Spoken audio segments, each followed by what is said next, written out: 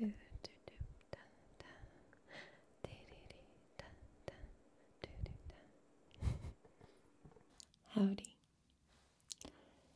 Howdy, howdy, howdy, howdy, howdy. Howdy ho hi guys. Ignore my mouth. I just ate a candy cane. A Sour Patch Kids candy cane. So good. So good. Look what I have.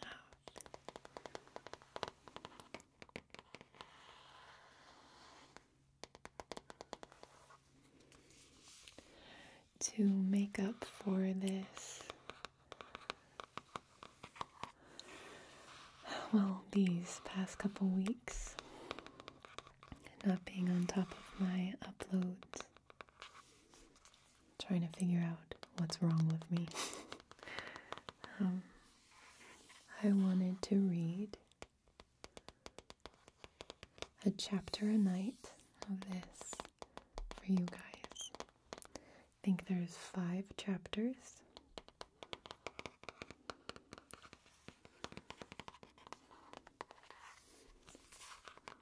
I don't know, I thought this would be kind of nice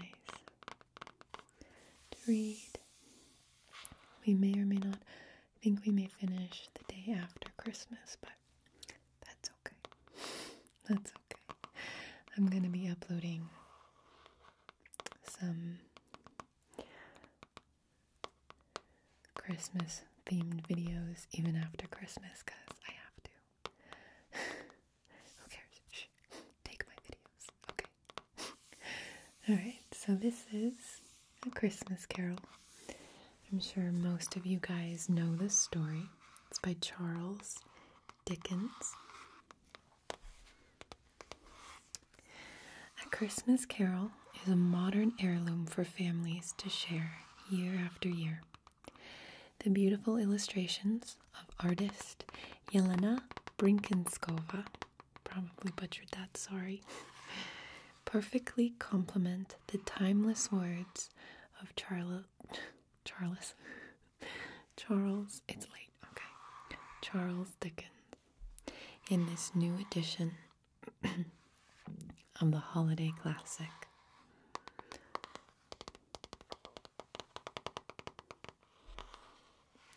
Charles Dickens, 1812 to 1870, brought us some of the most beloved novels written in the English language, including The Adventures of Oliver Twist, Nicholas Nickleby, I haven't read that one, David Copperfield, A Tale of Two Cities, and Great Expectations. All right. Let's get started on the first chapter.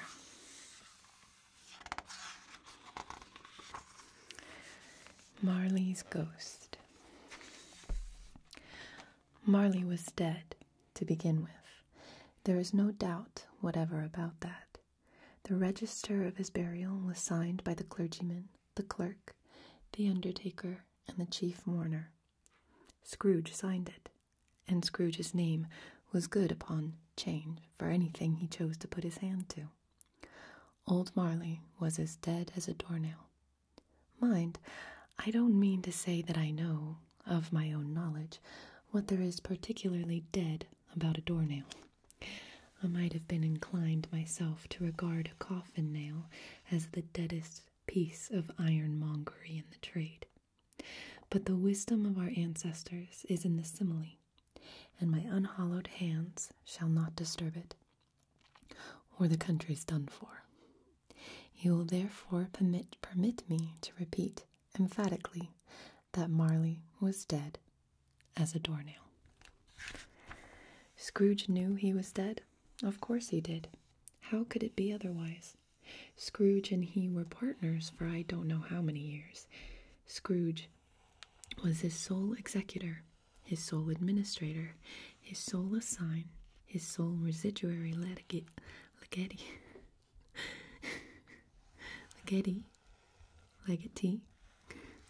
𝗨𝗪𝗘𝗪, 𝗨𝗪𝗘, his sole friend and sole mourner. And even Scrooge was not so dreadfully cut up by the sad event, but that he was an excellent man of business on the very day of the funeral, and solemnized it with an undoubted bargain. The mention of Marley's funeral brings me back to the point I started from. There is no doubt that Marley was dead. This must be distinctly understood, or nothing wonderful can come of the story I am going to relate. If we were not perfectly convinced that Hamlet's father died before the play began, there would be nothing more remarkable in his taking a stroll at night in an easterly wind upon his own ramparts than there would be in any other middle-aged man rashly turning out after dark in a breezy spot, say St. Paul's churchyard, for instance, literally to astonish his son's weak mind. Scrooge never painted out old Marley's name. There it stood, years after years, above the warehouse door. Scrooge and Marley. The firm was known as Scrooge and Marley. Sometimes people new to the business called Scrooge, and sometimes Marley, but he answered to both names. It was all the same to him. Oh, but he was a tight-fisted hand at the grindstone, Scrooge, a squeezing, wrenching, grasping, scraping, clutching, covetous old sinner, hard and sharp as a flint, from which no steel had ever struck out generous fire, secret and self-contained and solitary as an oyster. The cold within him froze his old features, nipped his pointed nose, shriveled his cheek, stiffened his gait, made his eyes red, his thin lips blue, and spoke out shrewdly in his grating voice. A frosty rime on his head, and on his eyebrows, and on his wiry chin. He carried his own low temperature always about with him. He iced his office in the dog days, and didn't thought 1 degree at Christmas. External heat and cold had little influence on Scrooge. No warmth could warm, no wintry weather chill him. No wind that blew was bitterer than he. No falling snow was more intent upon its purpose. No pelting rain less open to entreaty. Foul weather didn't know where to have him. The heaviest rain, and snow, and hail, and sleet could boast of the advantage over him in only one respect. They often came down handsomely, and Scrooge never did. Nobody ever stopped him in the street to say, with gladsome looks, "My dear Scrooge, how are you? When will you come to see me?" No beggars implored him to bestow a trifle. No children asked him what it was o'clock. No man or woman ever once in all his life inquired the way to such and such a place of Scrooge. Even the blind men's dogs appeared to know him, and when they saw him coming on, would tug their owners into doorways and up courts, and then would wag their tails as though they said, "No eye at all is better than an evil eye, dark master." But what did Scrooge care? It was the very thing he liked, to edge his way along the crowded paths of life, warning all human sympathy to keep its distance, was what the knowing ones call nuts to Scrooge. Once upon a time, of all the good days in the year, on Christmas Eve, old Scrooge sat busy in his counting house. It was cold, bleak, biting weather, foggy withal, and he could hear the people in the court outside go wheezing up and down, beating their hands upon their breasts, and stamping their feet upon the pavement stones to warm them. The city clocks had only just gone 3, but it was quite dark already. It had not been light all day, and candles were flaring in the windows of the neighboring offices, like ruddy smears upon the palpable brown air. The fog came pouring in at every chink and keyhole, and was so dense without that although the court was of the narrowest, the houses opposite were mere phantoms. To see the dingy cloud come drooping down, obscuring everything, One might have thought that the nature lived hard by and was brewing on a large scale.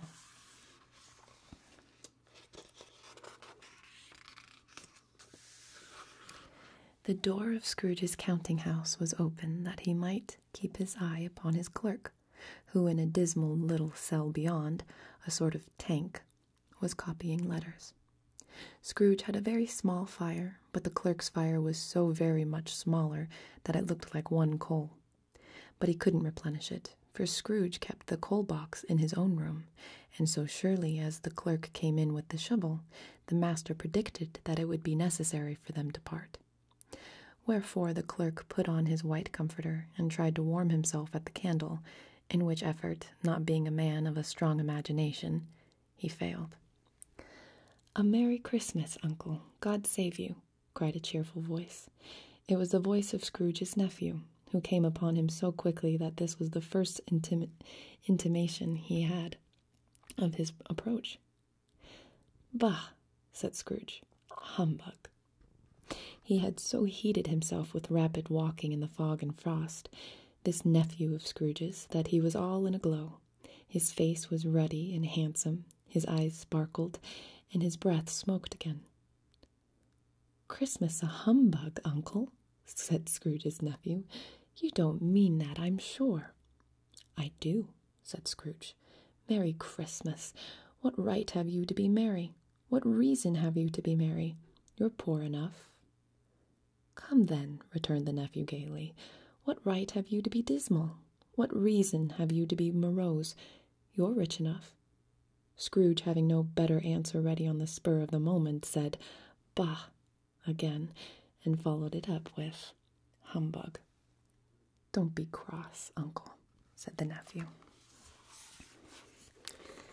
This is, you see, you have Scrooge here, and the nephew with his smile, Scrooge with his frown, and the clerk in the back with the little candle, trying to warm himself, but failing.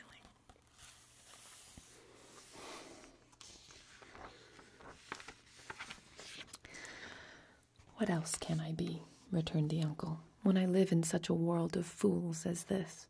Merry Christmas! Out upon Merry Christmas! What's Christmas time to you but a time for paying bills without money? A time for finding yourself a year older, but not an hour richer? A time for balancing your books and having every item in them through a round dozen of months presented dead against you? If I could work my will," said Scrooge indignantly, "every idiot who goes about with Merry Christmas on his lips should be boiled with his own pudding and buried with a stake of holly through his heart. He should." "Uncle," pleaded the nephew. "Nephew," returned the uncle sternly, "keep Christmas in your own way, and let me keep it mine." "Keep it," repeated Scrooge's nephew, "but you don't keep it." "Let me leave it alone then," said Scrooge. "Much good may it do you. Much good it has ever done you." "There are many things from which I might have derived good, by which I have not profited, I dare say," returned the nephew. "Christmas among the rest. But I am sure I have always thought of Christmas time, when it has come round, apart from the veneration due to its sacred name and origin, if anything belonging to it can be apart from that, as a good time, a kind, forgiving, charitable, pleasant time, the only time I know of in the long calendar of the year, when men and women seem by one consent to open their shut-up hearts freely, and to think of people below them as they were really fellow passengers to the grave, and not another race of creatures bound on other journeys. And therefore, Uncle, though it has never put a scrap of gold or silver in my pocket, I believe that it has done me good, and will do me good, and I say, God bless it." The clerk in the tank involuntarily applauded. Becoming immediately sensible of the impropriety, he poked the fire and extinguished the last frail spark forever. "Let me hear another sound from you," said Scrooge, "and you'll keep your Christmas by losing your situation. You're quite a powerful speaker, sir," he added, turning to his nephew. "I wonder you don't go into Parliament." "Don't be angry, Uncle. Come, Dine with us tomorrow. Scrooge said that he would see him. Yes, indeed he did. He went the whole length of the expression, and said that he would see him in that extremity first. "But why?" cried Scrooge's nephew. "Why?" "Why did you get married?" said Scrooge. "Because I fell in love." "Because you fell in love," growled Scrooge, as if that were the only one thing in the world more ridiculous than a Merry Christmas. "Good afternoon." "Nay, uncle, but you never came to see me before that happened. Why give it as a reason for not coming now?" "Good afternoon," said Scrooge. "I want nothing from you. I ask nothing of you. Why can we not be friends?" "Good afternoon," said Scrooge.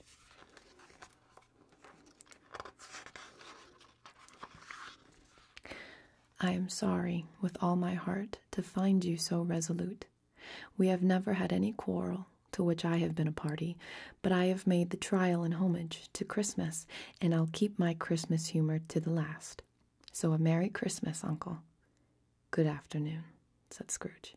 "And a Happy New Year." "Good afternoon," said Scrooge.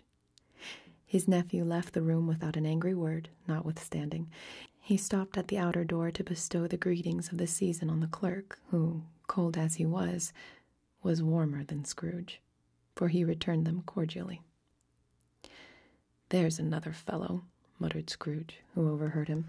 "My clerk, with 15 shillings a week and a wife and a family, talking about a Merry Christmas. I'll retire to Bedlam."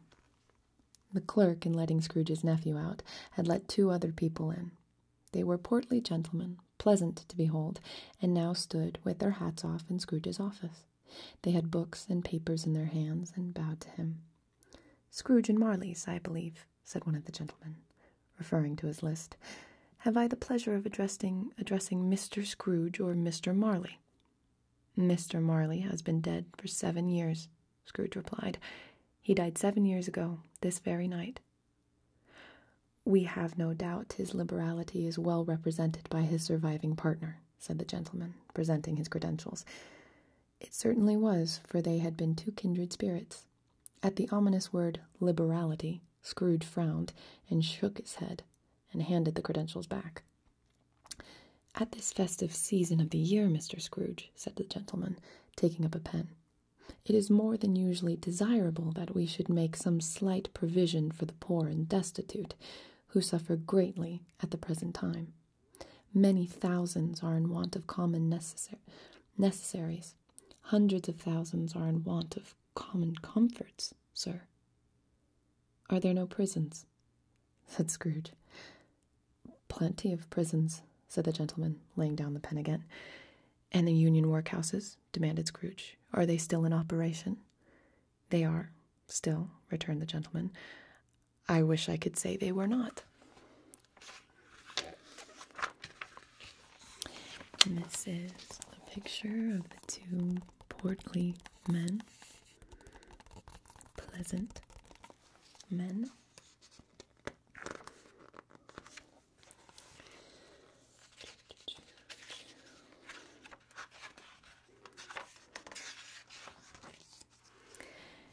"The treadmill and the poor law are in full vigor, then," said Scrooge.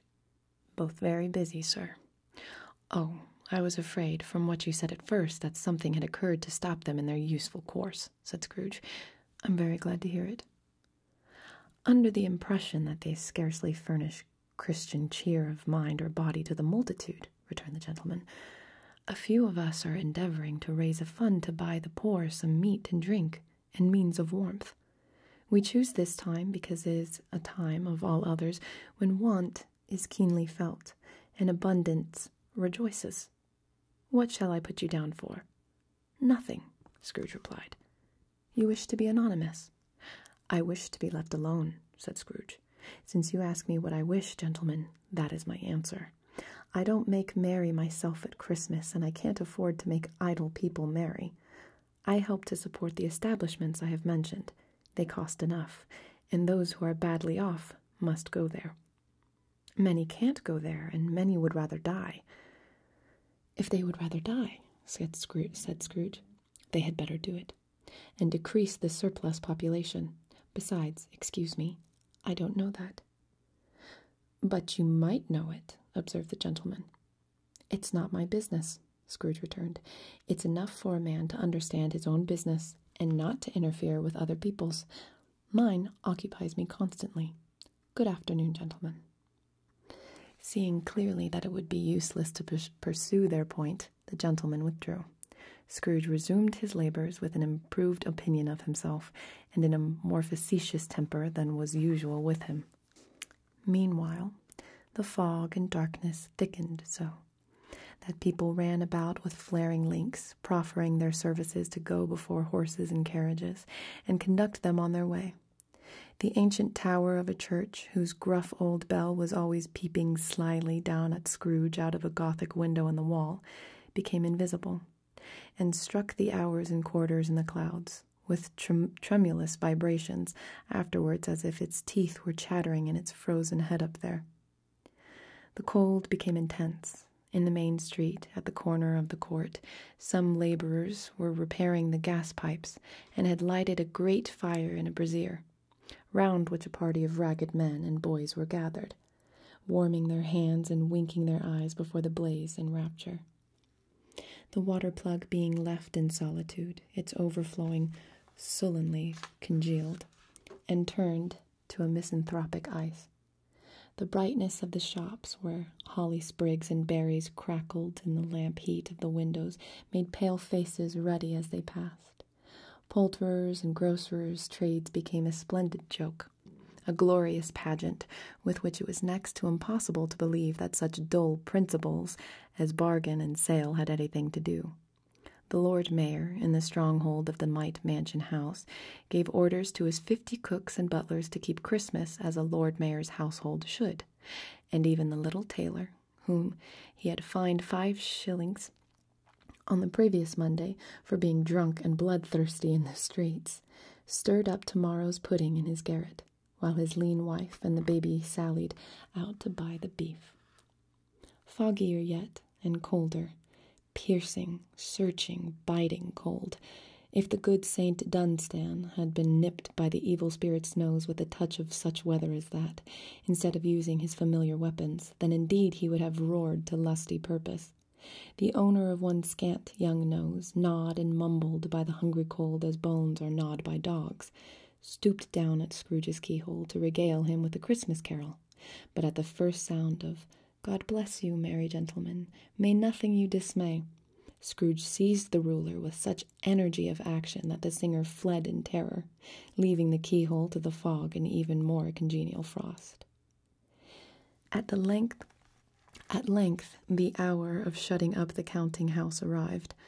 With an ill will, Scrooge dismounted from his stool and tactfully admitted the fact to the expectant clerk in the tank, who instantly snuffed his candle out and put on his hat. "You'll want all day tomorrow, I suppose," said Scrooge. "If quite convenient, sir." "It's not convenient," said Scrooge, "and it's not fair. If I was to stop 1/2 crown for it, you think yourself ill-used, I'll be bound." The clerk smiled faintly. "And yet," said Scrooge, "you don't think me ill-used when I pay a day's wages for no work."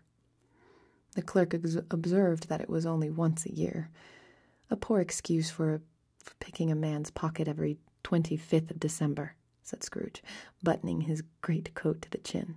"But I suppose you must have the whole day. Be here all the earlier next morning." The clerk promised that he would, and Scrooge walked with a growl. The office was closed in a twinkling, and the clerk, with the long ends of his white comforter dangling below his waist, for he boasted no great coat, went down a slide on Cornhill, at the end of a lane of boys 20 times, in honor of its being Christmas Eve, and then ran home to Camden Town as hard as he could pelt, to play at Blindman's Buff. Scrooge took his melancholy dinner in his usual melancholy tavern, and having read all the newspapers and beguiled the rest of the evening with his banker's book, went home to bed. He lived in chambers which had once belonged to his deceased partner. They were a gloomy suite of rooms, in a lowering pile of building up a yard, where it had so little business to be that one could scarcely help fancying it must have run there when it was a young house, playing at hide-and-seek with other houses, and forgotten the way out again. It was old enough now, and dreary enough, for nobody lived in it but Scrooge, the other rooms being all let out as offices. The yard was so dark that even Scrooge, who knew its every stone, was fain to grope with his hands. The fog and frost so hung about the black old gateway of the house that it seemed as if the genius of the weather sat in mournful meditation